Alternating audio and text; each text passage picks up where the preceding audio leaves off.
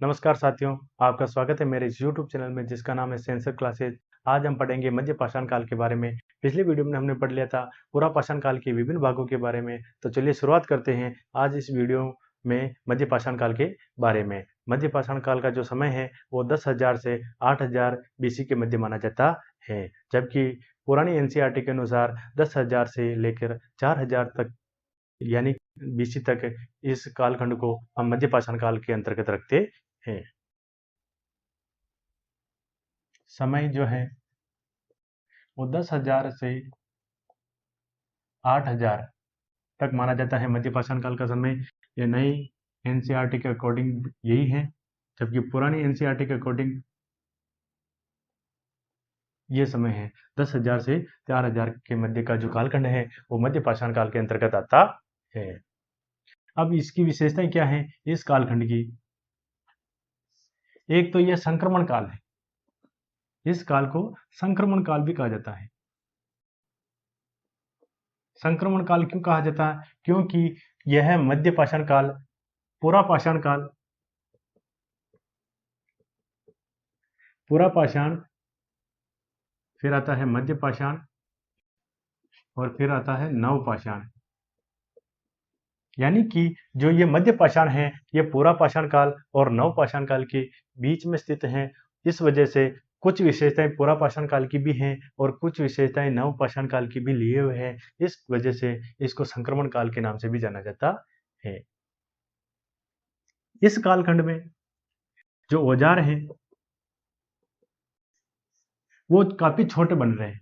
औजार छोटे होने लगे, जिसकी वजह से इन औजारों को माइक्रोलिथ कहा जाता है।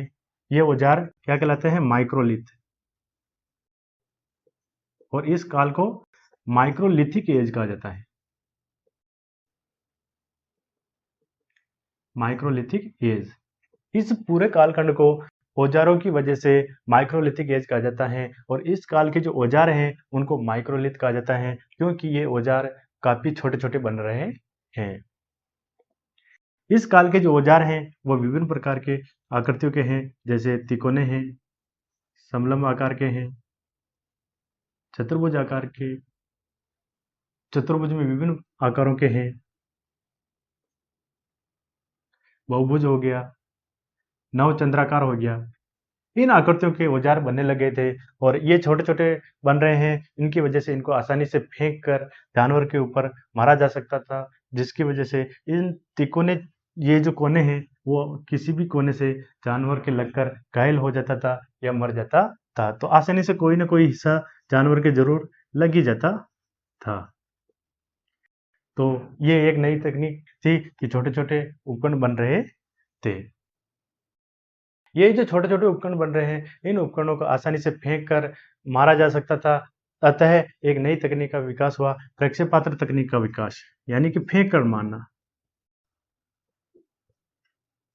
प्रक्षेपात्र तकनीक, इस काल में फेंक कर, औजारों को फेंक कर जानवरों को मारने की परंपरा स्टार्ट हुई। अतः प्रक्षेपात्र तकनीक का विकास हुआ कि कितनी दूरी से मारने पर जानवरों के लिए ज्यादा घातक हो सकता है और कितनी दूरी से मारने पर आसानी से वो मर जाएगा। इस प्रकार की नई नई टेक्नोलॉजी का विकास हुआ जिसे हम प्रक्षेपात्र तकनीक कहते हैं। इस काल में हिमयुग समाप्त हो गया था। हिमयुग की समाप्ति, हिमयुग की समाप्ति की वजह से घास के मैदान बनने लगे और घास के मैदानों की वजह से जानवरों की संख्या में काफी बढ़ोतरी हो गई थी। तो धीरे धीरे मानव इस काल में आखेटक के साथ साथ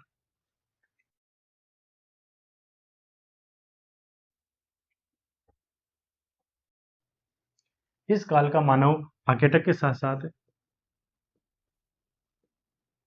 पशुपालक भी बन गया था, क्योंकि हिमयुग की समाप्ति के फलस्वरूप घास के मैदान बनने लगे और घास के मैदान की मात्रा बढ़ने के फलस्वरूप पशुओं की संख्या में काफी बढ़ोतरी हुई, जिसकी वजह से मानव ने उनका पालन करना स्टार्ट किया। पशुपालन में सर्वप्रथम कुत्ते को पाला। कुत्ते के बाद में गाय, भैंस, बकरी इत्यादि का स्थान आता है, यानी कि मानव ने पशुपालन में कुत्ते को सर्वप्रथम पाला था। अब पशुपालन करने के जो वजह थी वो ये वजह है कि एक तो पशु से भोजन मिलने लगा और एक पशु से दूध मिलने लगा। ये 2 फायदे होते थे। एक तीसरा फायदा और है, ये चलते-फिरते खाद्य संग्राहक थे। चलते-फिरते खाद्य संग्राहक। पशु क्या होता है? चलते-फिरते खाद्य संग्राहक होते हैं। यानी कि जब एक जगह खाना समाप्त हो जाता था, मानव टोली में रहता था और जब एक जगह खाना समाप्त हो जाता था और वो दूसरी जगह जाता था, तो अपने साथ में इन पशुओं को भी ले जाता था। तो ये जब भी ज़रूरत पड़ती थी इन पशुओं के, तो मार कर वो भोजन प्राप्त कर लेता था। तो यानी कि खाने का एक संग्राहक हो गया, जिसको जब चाहे उससे भोजन प्राप्त किया जा सकता था। अब हम मध्य पाषाण काल के विभिन्न प्रकार के पुरास्थलों के बारे में देखते हैं कि कहाँ-कहाँ पूरे भारतवर्ष में ये पुरास्थल पाए जाते थे। लगनाज। लगनाज से हमें, जो कि गुजरात में स्थित है, लगनाज से हमें गेंडे के अवशेष, गेंडे की अस्थियां प्राप्त होती हैं। इससे हम कह सकते हैं कि गुजरात के लगनाज में गेंडा पाया जाता था। गेंडे की अस्थियां। लगनाज से ही हमें 14 मानव कंकालों के अवशेष मिलते हैं। 14 मानव कंकाल। इसी प्रकार से लगनाज से हमें रेत का टीला भी मिलता है। लगनाज से हमें सर्वश्रेष्ठ प्रकार के या सर्वोत्तम प्रकार के मध्य पाषाण काल के जो औजार है वो हमें लगनाज से मिलते हैं। सर्वश्रेष्ठ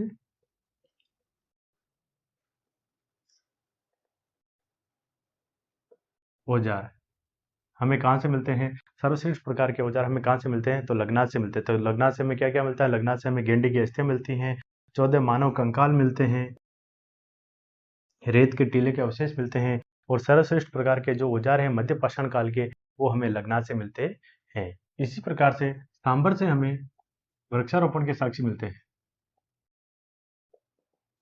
वृक्षारोपण के साक्ष्य हमें सांभर से मिलते हैं, जो कि राजस्थान में स्थित है। ये जो वृक्षारोपण है वो 7000 बीसी से 6000 बीसी के मध्य माना जाता है। बागौर। बागौर एक महत्वपूर्ण मध्य पाषाणिक स्थल है। बागौर के बारे में देखते हैं।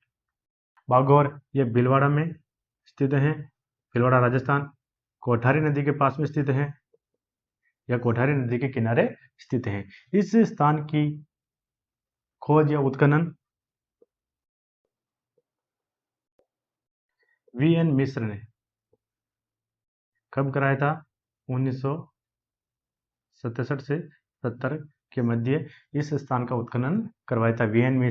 मिश्र या वीरेंद्र नाथ मिश्र ने करवाया था। इस स्थान से पशुपालन के सर्वप्रथम साक्ष्य मिलते हैं। पशुपालन के सर्वप्रथम साक्ष्य बागौर से मिलते हैं और कितने साल पुराने? 5000 बीसी के साक्ष्य हमें मिलते हैं। 5000 बीसी के साक्ष्य ही हमें आदमगढ़ से भी मिलते हैं, जो कि एमपी में स्थित है। एमपी से भी हमें पशुपालन के साक्ष्य मिलते हैं, वो भी 5000 बीसी के लगभग के हैं।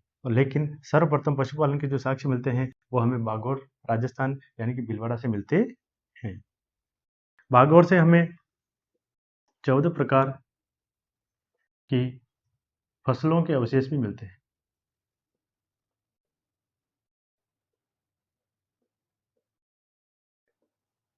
बागौर का जो टीला है, जहाँ से हमें ये विभिन्न प्रकार के मध्य पाषाण काल के औजार अवशेष मिले हैं, उस टीले को माँ सतियों का टीला कहते हैं। माँ सतियों का टीला कहा जाता है।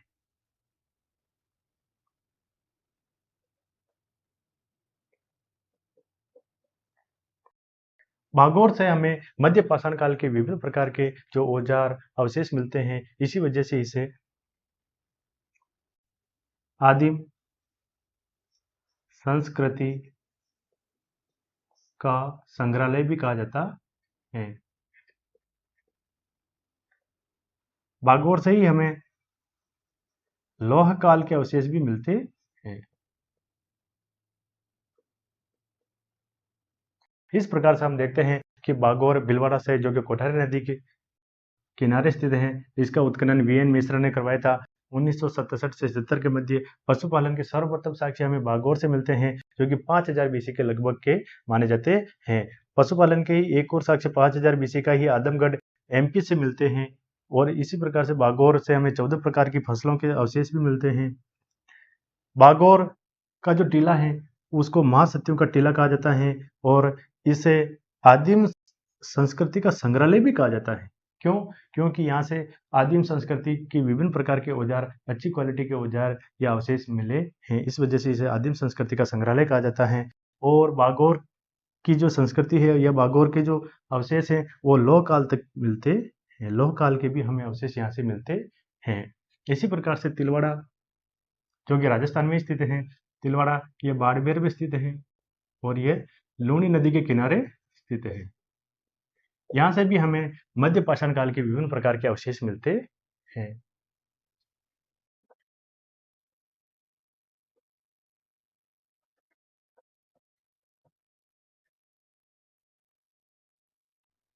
इसी प्रकार से यूपी में प्रयागराज के पास में चौपानी मांडव स्थित है और मेहरुडीह भी स्थित है।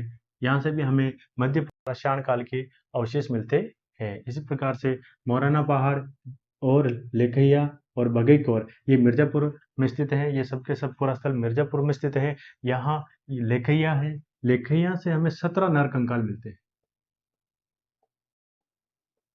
लेखैया से हमें 17 नर कंकाल मिले हैं।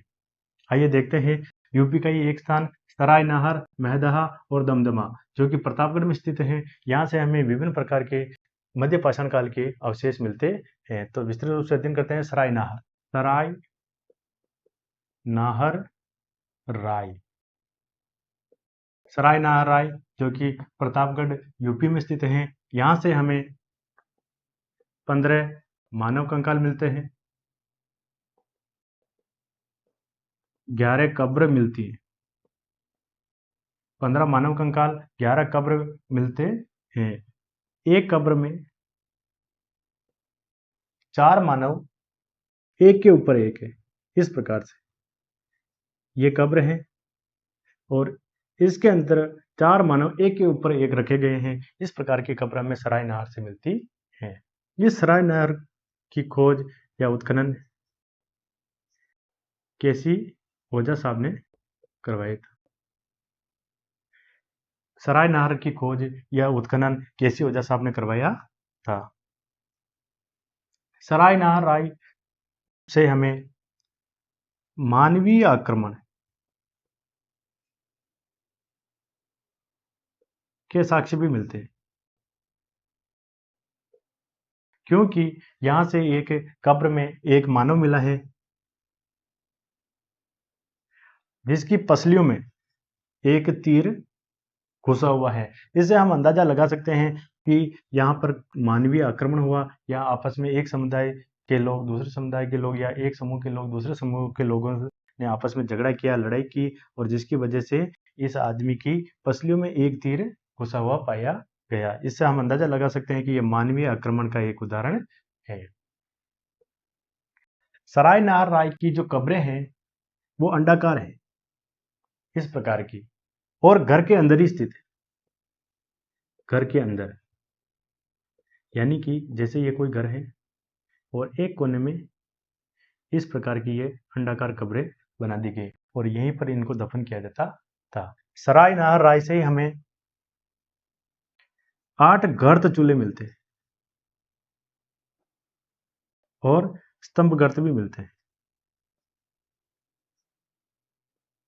गर्त चूल्हे क्या होते हैं? जैसे हम वर्तमान में विभिन्न प्रकार ग्रामीण इलाकों में देखते हैं कि सामाजिक कार्यक्रमों में इस प्रकार की एक चूल, जिसको क्या बोलते हैं, चूल खोदी जाती थी और यहाँ पर एक नालीनुमा एक बनाया जाता है जहाँ से हम लकड़ी देते हैं और यहाँ से ये पूरी की पूरी खड्डा होता है और यहाँ पर ये एक चूल्हे की भांति चूल बनाई जाती थी। इसी को हम कह सकते हैं कि ये वर्तमान की गर्त चूल्हे हैं। तो इसी प्रकार के चूल्हे यानी कि गड्ढे के अंदर चूल्हा बनाया जाता था, इनको हम गर्त चूल्हे कहते हैं। स्तंभ गर्त क्या है? जैसे कोई गड्ढा है और ये खंबे, पत्थरों के खंबे लगा दिए और इनके चारों ओर घास फूस और ऊपर भी टहनियाँ ढककर अंदर रहते थे। तो एक तरह से यहाँ की जो बाहर की जो ठंड है वगैरह और गर्मी वगैरह अंदर महसूस नहीं होती थी, यानी कि अंदर का तापमान कम रहता था और आसानी से वो अपना जीवन यापन कर लेते थे। तो इस प्रकार को इनको कहते हैं स्तंभ गर्त। ठीक है, अब देखते हैं हम महदहा। महदहा, महदहा, महदहा से हमें 28 कब्रें मिलती हैं और इन कब्रों के अंदर 30 मानव कंकाल। 28 कब्रों के अंदर 30 मानव कंकाल रखे हुए हैं। 26 कब्रों के अंदर एकल समाधान है। 2 कब्रों के अंदर युगल समाधान है, यानी कि 2 जनों को एक साथ में दफनाए गए हैं। तो इस प्रकार से हम कह सकते हैं कि महदा से 28 कब्रों में 30 मानव कंकाल मिले हैं, 26 कब्रों में तो एकल समाधान है और 2 कब्रों में युगल समाधान किया हुआ है। यहाँ की जो कब्रें हैं महदा से वो अंडाकार हैं। इसके साथ ही साथ इनको जो दफनाने का जो तरीका है वो पश्चिम और पूर्व, यानी कि पश्चिम की तरफ सिर को किया जाता था, रखा जाता था और पूर्व की तरफ हम पैर को रखते थे। तो इस प्रकार से ये दफनाने का तरीका था। यहाँ से 35 गर्त चूल्हे 35 गर्त चूल्हे हमें मिले। कहाँ से मिले हैं? महदहा से। इसी प्रकार से स्तंभ गर्त भी यहाँ से मिलते हैं। 35 गर्त चूल्हे हो गए, स्तंभ गर्त महदहा से मिले हैं। हड्डियों के आभूषण महदहा से मिले हैं और ये हड्डियां किसकी थी? ये हड्डियां मृग श्रृंग के छल्ले थे। मृग श्रृंग के छल्ले। इसी प्रकार से जो ये कब्र है, एक मानव इस कब्र के अंदर लेटा हुआ है और यहाँ एक हार पहना हुआ है और ये हार है 12 गुरियों का। 12 गुरियों से बना हुआ एक हार है जो एक मनुष्य यानी कि नर कंकाल है उसने पहना हुआ है, जो 12 गुरियों से बना हुआ है। और गुरिया क्या होते हैं? ये जानवरों के सींग का बना होता है, यानी कि इसने पहना हुआ है। इसी प्रकार से यहाँ से अंगूठी के साक्ष्य भी मिलते हैं। अब है भीमबेटका। भीमबेटका से हमें मानव अंत्येष्टि के साक्ष्य मिलते हैं। मानव अंत्येष्टि के साक्ष्य हमें भीमबेटका से मिलते हैं इस काल के। भीमबेटका से हमें औजार भी मिलते हैं और भीमबेटका से हमें शैल चित्र भी मिलते हैं। यानी कि भीमबेटका से हमें मानव अंत्येष्टि के प्रमाण मिलते हैं, औजार मिलते हैं और शैल चित्र मिलते हैं। और आदमगढ़, ये भी एमपी में स्थित है। आदमगढ़ से हमें पशुपालन के साक्ष्य मिलते हैं। 5000 बीसी के लगभग के जो पशुपालन के साक्ष्य हमें आदमगढ़ से मिलते हैं। इसके अलावा यहाँ से 25,000 लघु पाषाण उपकरण मिलते हैं। 25,000 के लगभग लघु पाषाण उपकरण हमें आदमगढ़ एमपी से मिलते हैं। इसी प्रकार से संगनकल्लू, वेल्लारी जो कि कर्नाटक में स्थित है, यहाँ से भी हमें मध्य पाषाण काल के उपकरण मिलते हैं। तिरुनवेली तमिलनाडु से भी हमें मध्य पाषाण काल के उपकरण मिलते हैं, औजार मिलते हैं, अवशेष मिलते हैं। और नागार्जुन कोंडा, किदलूर और रेनीगुंटा से जो कि आंध्र प्रदेश में स्थित है, यहाँ से भी हमें विभिन्न प्रकार के मध्य पाषाण काल के अवशेष मिलते हैं। धन्यवाद साथियों।